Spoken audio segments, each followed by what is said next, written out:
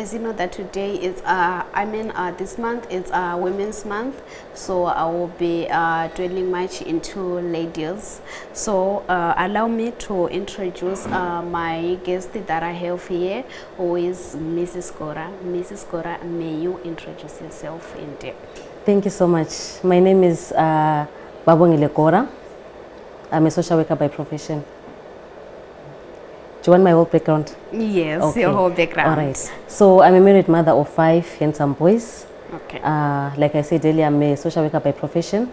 I studied at the University of Fort Hare from 2005 to 2008.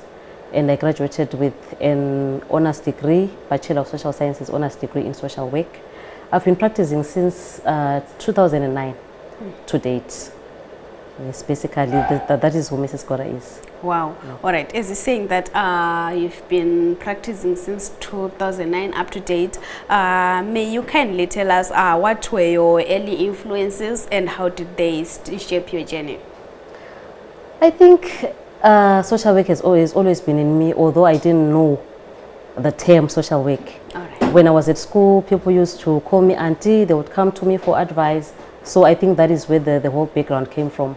So I grew up counseling people. I grew up loving people. So that is where the social work background came from. All right, all right. So what are the challenges have you faced in your career so far, and how did you manage to overcome them? The first challenge is the challenge of safety. My job is a bit risky. All right. Because first of all, I work with people, and we deal with sensitive issues. We deal with cases of rape. We deal with cases that have to do with domestic violence and sexual and gender-based violence in general. So it becomes difficult for us to report people, to make sure that the perpetrator has been arrested. It becomes a risk to us as we face being attacked by people. That's the first challenge that we have. The second challenge that we have is the challenge of emotional burnout. It's not easy being able to carry people's burdens. On a busy day, I can counsel up to 5 or 6 people. So it becomes difficult. I become emotionally drained because of the people's stresses. All right. So, as you are saying, what are the impact that you have brought to the community? Being a social worker, I've always been passionate about working with people. So in 2019, my husband and I registered an organization. It's a non-profit organization called Motiwa Furufero Safe Haven. All right. We opened that organization so that we could be able to assist people. It's a home, it's a shelter that shelters survivors of sexual and gender-based violence. So we've been housing them since 2019 to date. We provide psychosocial support to the survivors. We provide, the psychosocial support is through counseling and therapy. We also provide temporary safe shelter to those survivors. We provide service leakages. We take them to the hospital, to the courts, to the police, wherever they need to go. We accompany them. We also provide life skills training to them, and we also train them in income generation projects as a way of empowering women so that when they are faced with problems of gender-based violence, they can be in a position to say, I'll be able to move on since they are economically empowered.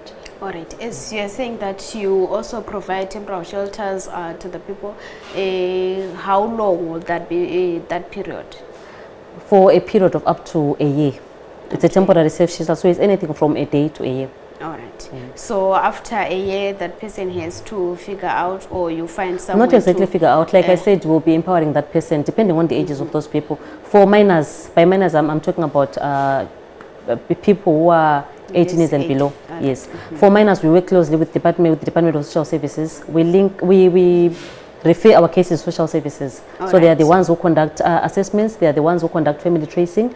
For example, if it's a case of rape for a minor, if the minor has been raped at home where the child is staying, the social services department will then trace the next family member who can be able to take care of the child. So after they've traced the family, done the necessary evaluations and assessments, they can then remove the child and take them to the next relative. With adults, we'll first assess and see. We'll first figure out what the woman wants.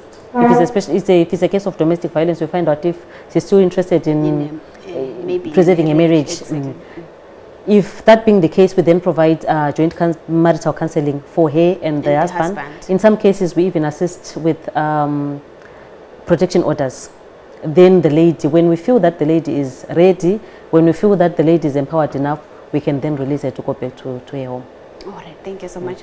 Considering that these days you're facing a lot of challenges, what's really inspiring you to keep on going forward? I think I get satisfaction from helping people. Just to be able to see a case through, to see that I've assisted somebody, especially in cases of rape. When I manage to assist a person until maybe the perpetrator has been arrested, until I see that the survivor is healed emotionally, I get that sense of satisfaction. So that is my major drive. Wow, interesting. Are there any books or any philosophies or quotes that you are getting anything from those? Inspiration, no. There aren't any books. There aren't any. All right. As we go forward, now tell us, how do you manage to balance work life, to balance both work and your own personal life? It's a bit difficult. Like I said, I'm a married mother of 5. You can imagine the pressure that I have. Having to raise 5 boys, there's my husband as well who needs to be taken care of. It becomes a bit difficult. Sometimes clients will call as early as 5 o'clock in the morning, and I have to be at home. I have to take care of my family. So I have since decided to set boundaries, to say I won't be taking any calls from clients before 8 o'clock unless it's a case of life and death. I've communicated that to my clients. Right. I've communicated that to the community, so it's really helping a lot.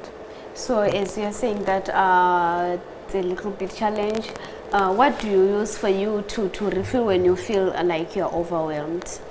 It's a bit difficult. What we normally do as social workers, we are supposed to get debriefing sessions from time to time to just to go and offload.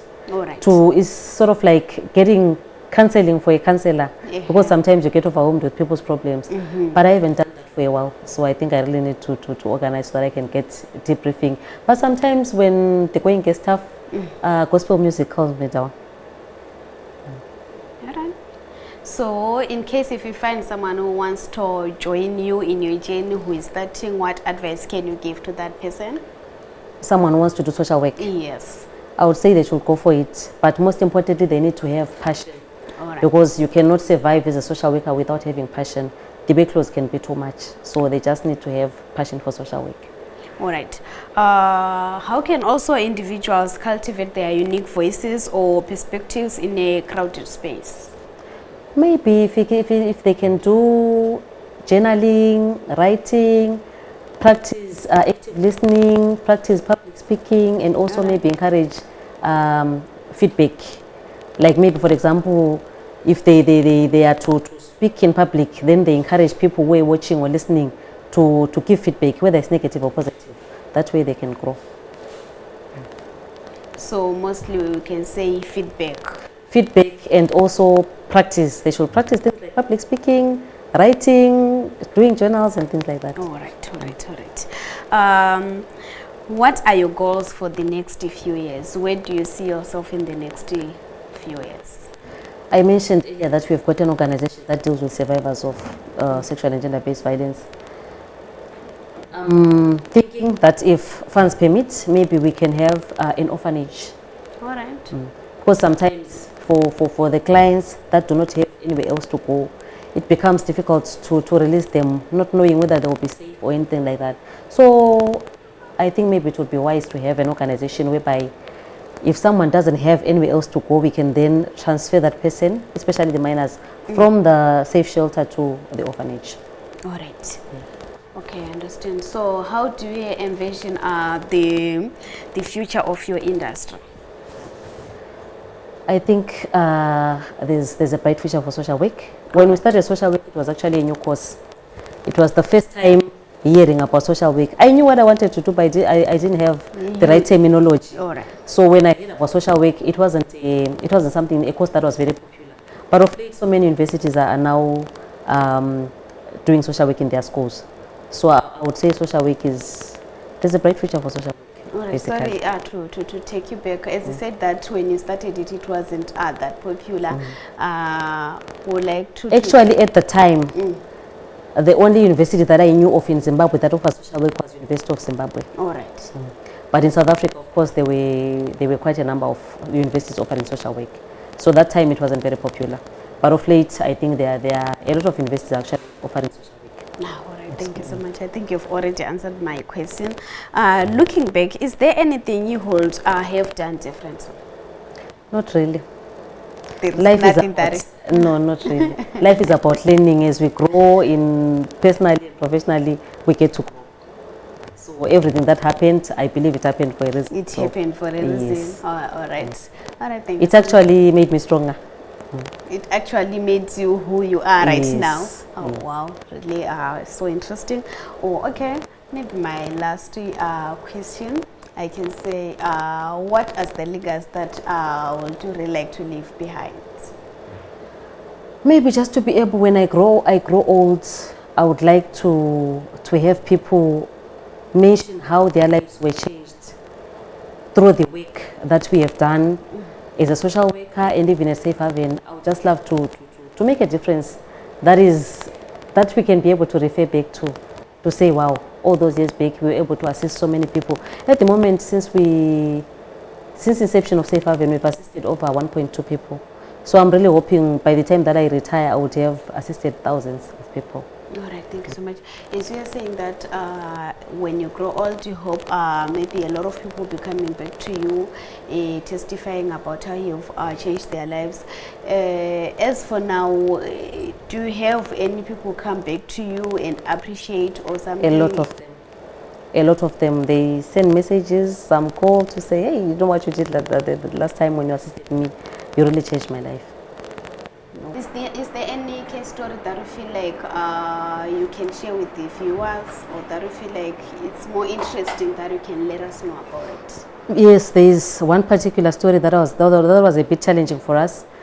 It was in 2019 when we received that case. It was of a 27-year-old lady. I won't mention names. Maybe I'll just say Chipo. I'll use the pseudo name. I'll call her Chipo. Chipo was referred to us from the hospital. She was admitted after she had a bad case of diarrhea and vomiting. It was then discovered that Chipo was pregnant. She was a disabled lady. She got disabled at a tender age from polio complications. So she was really disabled. She couldn't even sit straight on a wheelchair. She was wheelchair bound. She couldn't even feed herself. Chipo was pregnant, impregnated by her father. When the father discovered that the Chipo was pregnant, he decided to try and terminate the pregnancy at home. That was when Chipo got complications. She got ill. She started vomiting, black stuff. She started having a runny tummy. They had to take her to a clinic where they were staying in the village. That was when Chipo was transferred to the district hospital in Bay Bridge. The DMO then referred the case to us. That was a very complicated case because the pregnancy was sitting at the side. Like I said, she was a disabled person. She couldn't even sit properly. The pregnancy was at the side and it had a lot of complications. That time we were forced to hire nurse aides because Chipo was in diapers the whole time. She needed to be assisted with toilet. She needed to be assisted with being fed. She was basically a baby on her own, and we were worried that she would probably have complications during childbirth. At the end, eventually she was transferred to Bulawayo, where she stayed. She actually stayed for about 5 days because apparently the nurses kept posting it to the next person. They were also afraid that they would face complications until she gave birth to a 900 grams baby.